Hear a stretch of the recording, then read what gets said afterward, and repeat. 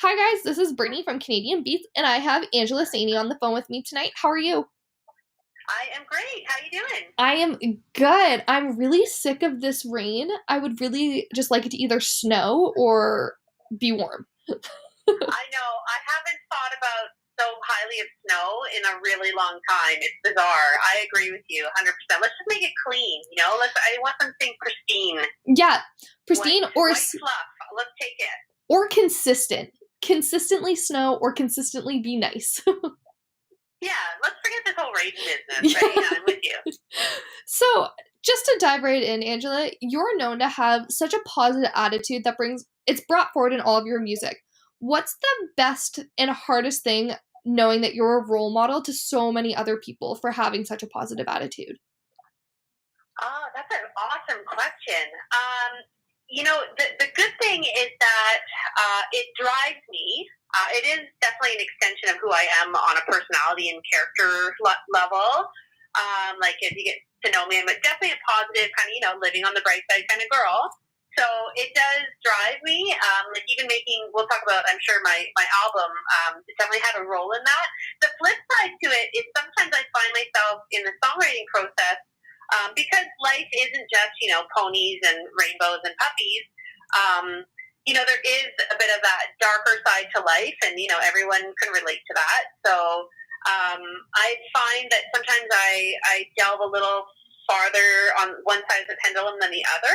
But actually, to be honest, my album is definitely a collection of the two sides, but it is something nice.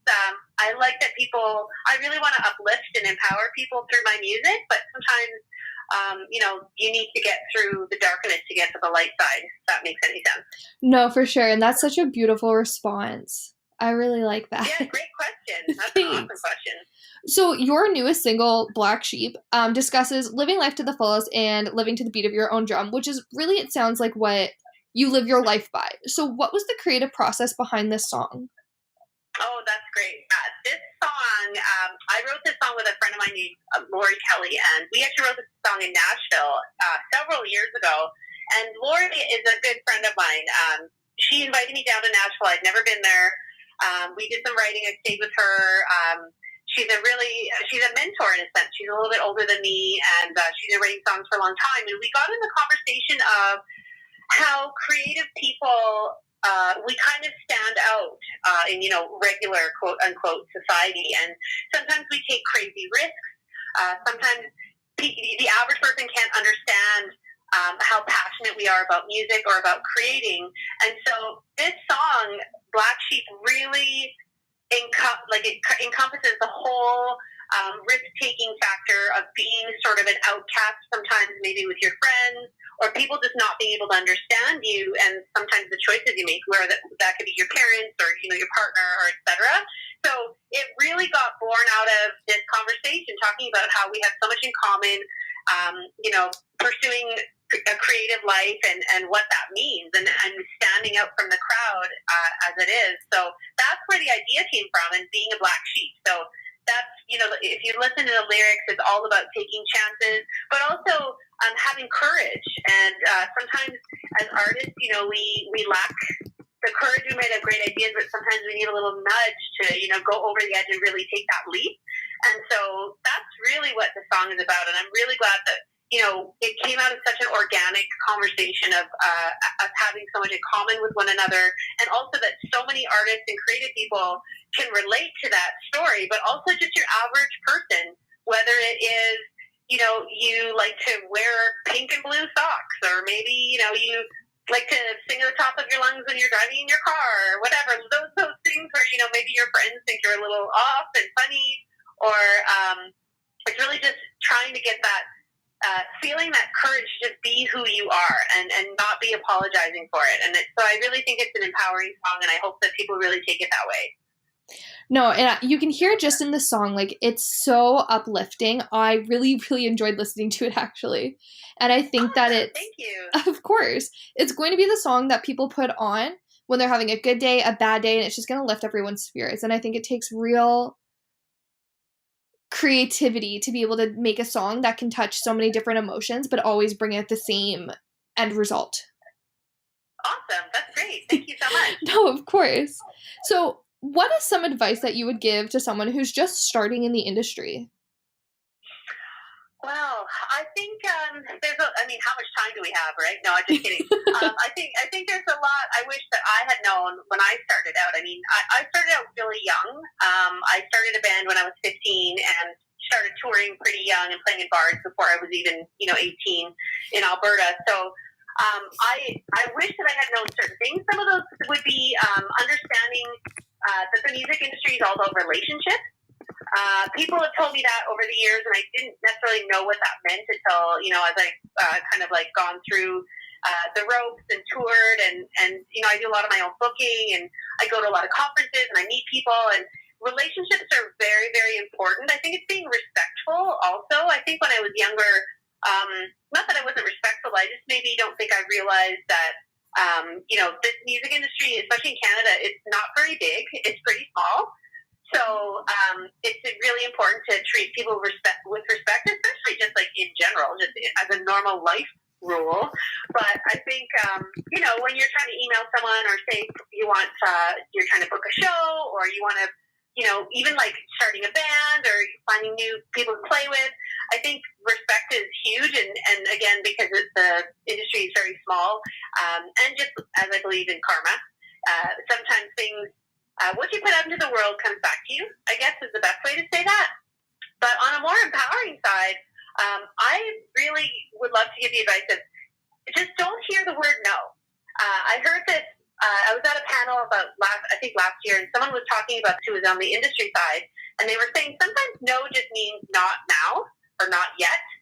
And I think that that's really good advice, because especially when you're young and you're starting out, it's very easily to be crushed and take rejection. And, it's hard for creative people to hear the word no. And sometimes it can deflate you or really, make you want to jump off the tracks, I guess, of what the direction you're heading in. But I think that the most important thing, and I've really tried to do this, especially that when I went solo in my career, that I don't really hear the word no. I made a distinct decision several years ago. I have an EP called Leap, and when I released that EP, that was the whole essence of that whole album came together with that exact premise of I just didn't hear the word no. If I didn't get the funding, I found another way. If I didn't get that tour booked in the certain routing I wanted, I just found another way.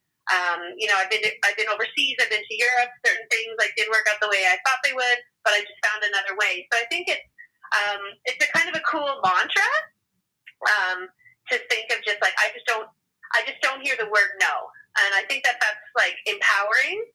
And so I think those two things are probably the biggest ones. That's great advice. I think that hearing no too, it puts such a negative connotation on things. And you're right, sometimes no just doesn't mean it's never going to happen. It's just not the right time.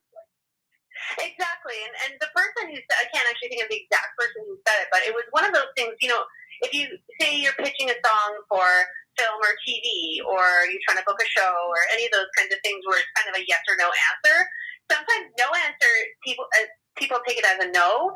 I get people who just, they don't email you back, you don't get an answer. I mean, that's really common.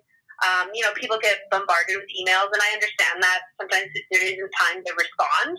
So I think that's a healthy way to look at things. And it doesn't mean that, like you just said, no doesn't necessarily mean you suck. This is terrible. That's totally not what no means. No can just mean, maybe we're booked for the season, or maybe no means, I don't have a place for this right now, but you've started that relationship with someone, and that's exactly what it is. So I tell this a lot to younger people that I know that I might mentor. I talk to them about it, and I say the same thing. It's being respectful and really creating relationships. I mean, I've got some really cool gigs in the last 2 years with people that I've known for 5 or 6 years or 7 years. And it's taken a long time to they get to know me, they start to hear what I'm doing with my music, and then maybe it becomes the right fit. So don't give up, don't listen to no, just keep, dancing to the beat of your own drum. That's the most important thing. That's awesome. So, my final question for you tonight is, what can we expect from you in the new year? Well, I'm so excited. I have a new album coming out. So Black Sheep is the first single from the upcoming album. It's called Hope on the Stereo.